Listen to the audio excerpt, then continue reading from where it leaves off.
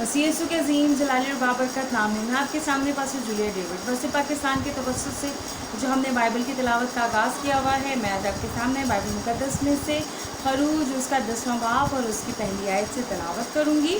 और खुदावंद ने मूसा से कहा कि फ़िरौन के पास जा, क्योंकि मैं ही ने उसके दिल और उसके नौकरों के दिल को सख्त कर दिया, ताकि मैं अपने ये निशान उसके बीच में दिखाऊं, और तू अपने बेटे और अपने पोते को मेरे निशान वो काम जो मैंने मिस्र में और उनके दरमियान किए सुनाए, और तुम जान लो कि खुदावंद मैं ही हूँ। और मूसा और हारून ने फ़िरौन के पास जाकर उससे कहा कि खुदावंद इब्रानी का खुदा यूँ फरमाता है कि तू कब तक मेरे सामने नीचा बनने से इनकार करेगा। मेरे लोगों को जाने दे कि वो मेरी इबादत करें, वरना अगर तू मेरे लोगों को जाने ना देगा तो देख, कल मैं तेरे मुल्क में टिड्डियाँ ले आऊँगा, और वो ज़मीन की सतह को ऐसा ढांक लेंगी कि कोई ज़मीन को देख भी ना सकेगा, और तुम्हारा जो कुछ ओलों से बच रहा है वो उसे खा जाएंगी, और तुम्हारे जितने दरख्त मैदान में लगे हैं उनको भी चट कर जाएंगी, और वो तेरे और तेरे नौकरों बल्कि सब मिस्रियों के घरों में फिर भर जाएंगी। और ऐसा और तेरे आबाओ अजदाद ने भी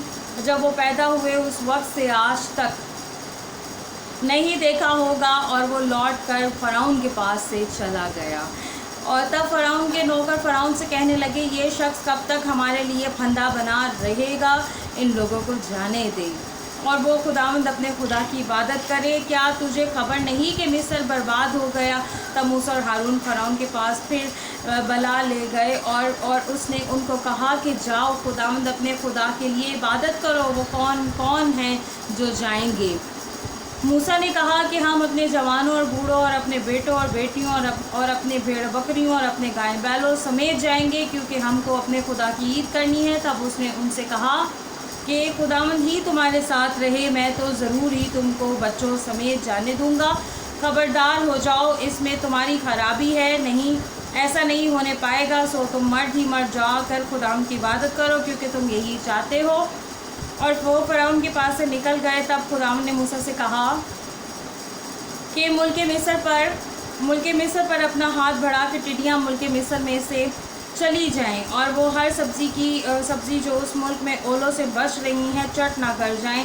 बस मूसा ने मुल्क मिस्र पर अपनी लाठी बढ़ाई, और खुदावंद ने उसके सारे दिन और सारी रात पर परवा आंधी चलाई, और सुबह होते हुए पूर्वा आंधी टिड्डियाँ ले आई, और टिड्डियाँ सारे मुल्क मिस्र पर छा गईं, और वहीं मिस्र की हदूद में बसेरा किया।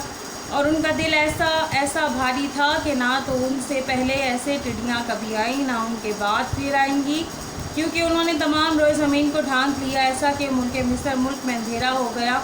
और उन्होंने उस मुल्क की एक एक सब्ज़ी को और दरख्तों के मेवों को जो ओलों से बच गए थे चट कर लिया, और मुल्क मिस्र में ना तो किसी दरख्त की, ना खेत की, ना किसी सब्ज़ी की हरियाली बाकी रही।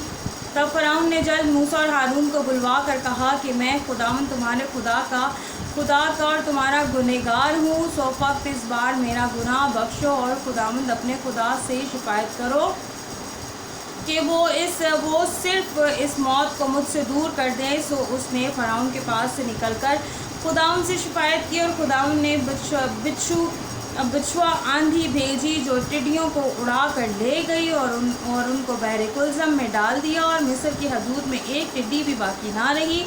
पर खुदावंद ने फ़िरौन के दिल को सख्त कर दिया, और उसने बनी इसराइल को जाने ना दिया। फिर खुदावंद ने मूसा से कहा कि अपना हाथ आसमान की तरफ बढ़ा, ताकि मुल्क मिस्र में तारीकी छा जाए, ऐसी तारीकी जिसे टटोल सकें।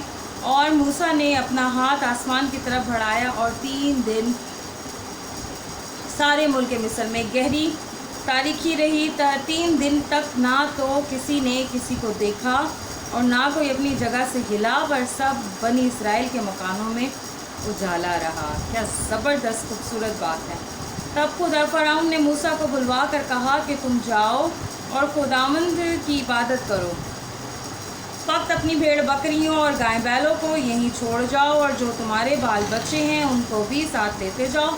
मूसा ने कहा कि तुझे हमको कुर्बानी और सौखनी कुर्बानियों के लिए जानवर देने पड़ेंगे, ताकि हम खुदावंद अपने खुदा के आगे कुर्बानी करें। सो हमारे चौपाए भी हमारे साथ जाएंगे, और उनका एक धुर तक पीछे नहीं रहेगा।